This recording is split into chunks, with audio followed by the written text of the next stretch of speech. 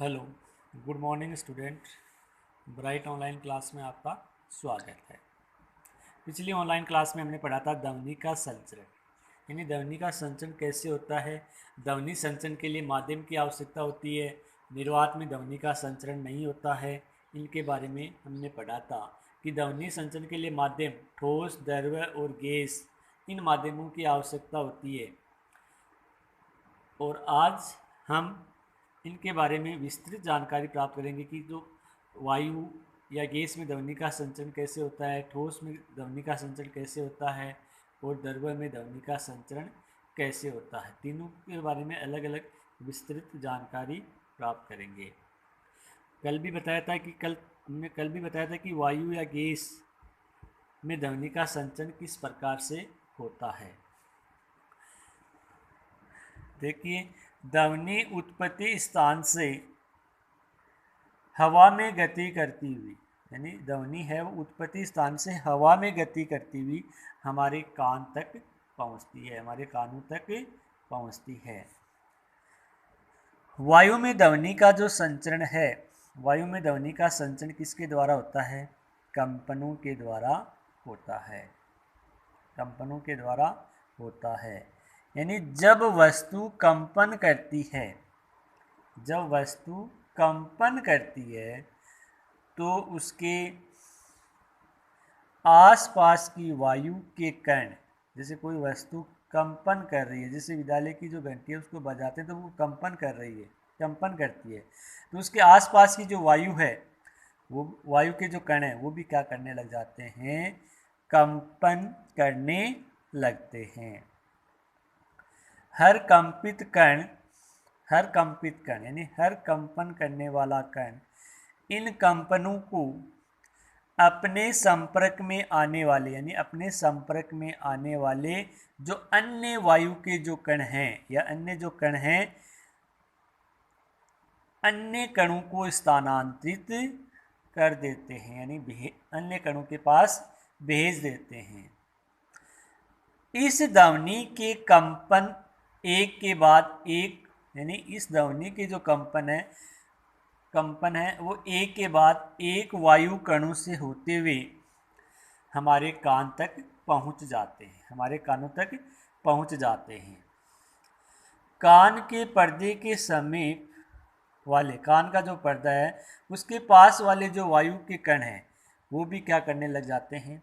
कंपन करने लग जाते हैं, यानी कंपन करते हैं। अब इन जो कंपन करने वाले जो वायु के कण हैं, इनकी जो टक्कर है वो किससे होती है? कान के पर्दे से होती है, जिसको क्या कहते हैं? कर्णपटह है, या ईयर ड्रम भी इसको कहा जाता है। तो उससे टक्कर होती है तो कान का पर्दा भी क्या करने लग जाता है? कंपन करने लग जाता है और हमें ध्वनि सुनाई देती है। दूसरी बात, आगे हम बात करेंगे कि ठोस में ध्वनि का संचरण, यानी ठोसों में जो ध्वनि का जो संचरण है वो किस प्रकार होता है। कह रहा है कि एक मीटर स्केल लगभग 2 मीटर लंबा धातु का तार एवं इतना ही लंबा, यानी 2 मीटर ही लंबा एक धागा लीजिए।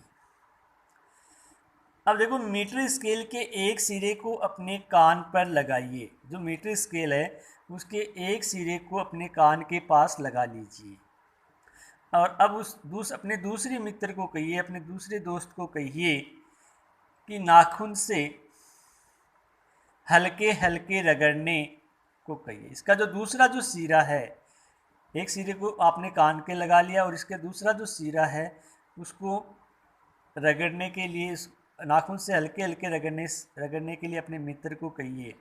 तो आपको क्या सुनाई देगा? तो आपको स्केल पर रगड़ने की ध्वनि सुनाई देती है, यानी हल्के हल्के जो नाखून से रगड़ा जाता है उसकी जो ध्वनि है वो सुनाई देती है। अर्थात एक सिरे को रगड़ने से उत्पन्न कंपन ठोस के कणों में, जो ठोस के जो कण है, कणों में उत्तरोत्तर उत्तरोत्तर आगे बढ़ते हुए दूसरे सिरे तक पहुंचते हैं। उत्तरोत्तर आगे बढ़ते हुए दूसरे सिरे तक पहुंचते हैं। अतः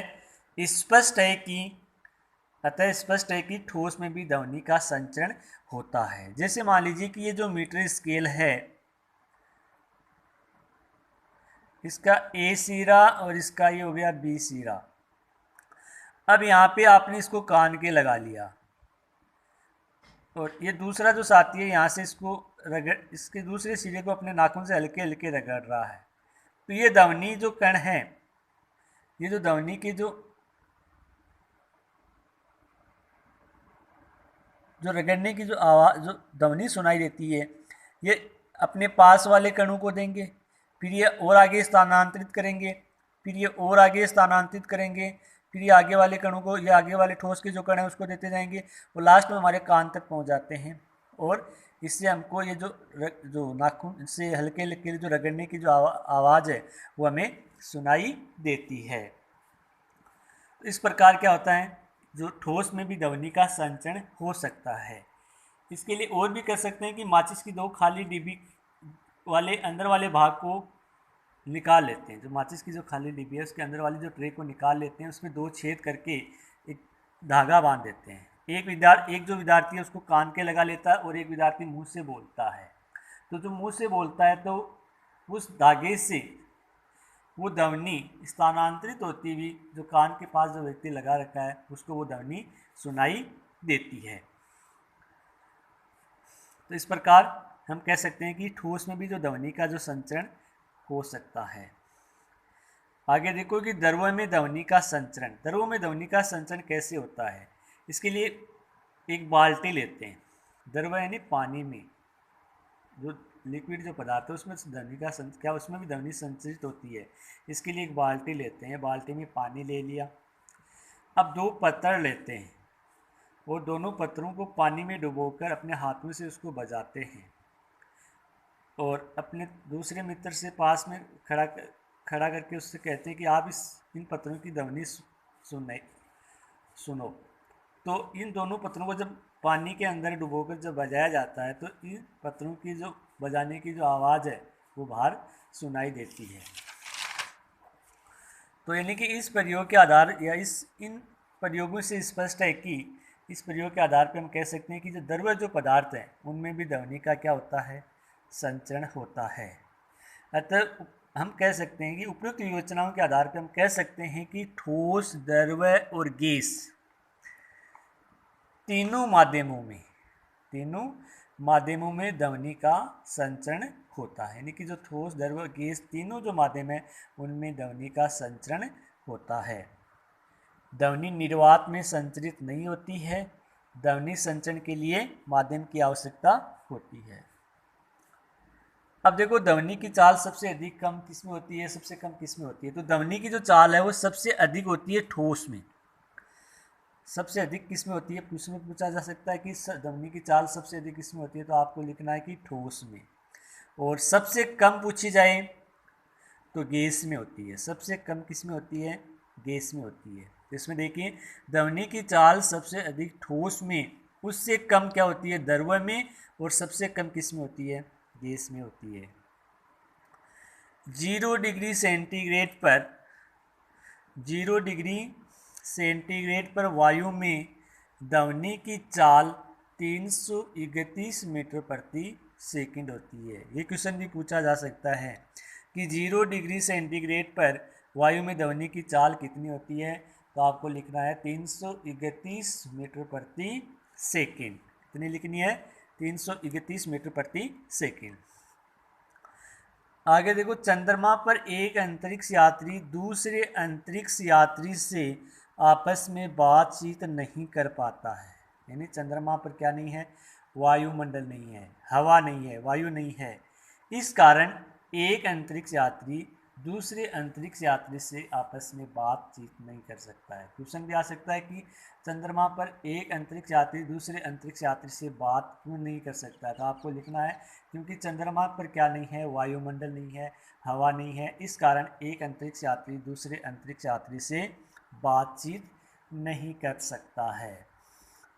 उसके बाद देखो कंपन। कंपन किसे कहते हैं, इसकी परिभाषा पहले नहीं लिखाई थी, आज इसको लिख लेना और याद कर लेना। किसी कण या वस्तु की माध्य स्थिति, किसी कोई कण या जो वस्तु जो कंपन कर रहा है उसकी माध्य स्थिति, माध्य की स्थिति का मतलब उसकी बीच वाली स्थिति के ऊपर नीचे या इर्द गिर्द गति को, ऊपर नीचे या इर्द गिर्द का मतलब उसके आसपास की जो गति को क्या कहते हैं, कंपन कहते हैं। जैसे कोई तार है, ये तार है और इस तार को बीच में से यूँ, इसकी जो माध्य स्थिति हो गई ये हो गई, बीच वाली जो माध्य स्थिति उनको मैंने किससे प्रदर्शित कर दिया, ओ से। इसका एक सिरा ले लिया ए और दूसरा सिरा इसका बी। अब इसकी जो माध्य स्थिति लगभग बीच वाली स्थिति है वो क्या है, ओ है। अब इस तार को यूँ पकड़ के जब छोड़ा जाता है तो ये तार क्या करता है, कंपन करता है। क्या करता है, कंपन करता है। यानी माध्य स्थिति का मतलब कि बीच वाली जो स्थिति है, माध्य स्थिति के ऊपर नीचे, ऊपर या नीचे या इर्द गिर्द जो गति होती है उस गति को क्या कहते हैं, कंपन कहते हैं।